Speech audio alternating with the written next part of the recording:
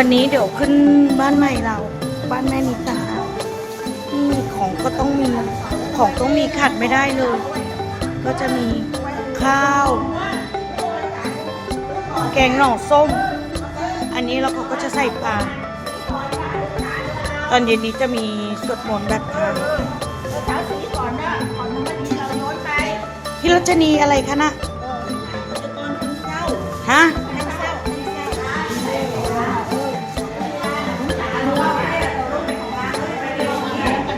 เตรียมของไว้ก่อนเนาะนี่ค่ะ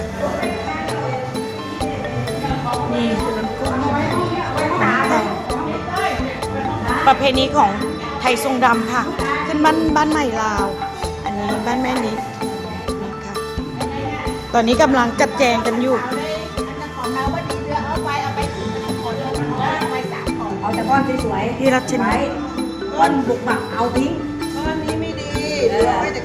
ก้อนทอง เอาไว้เอาผู้จัดการเอาด้วยก้อนทองไว้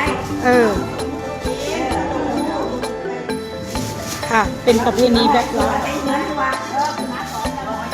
ขึ้นมาก่อนเราค่อยมาทำ แล้วก็ปล่อยบ่อเลย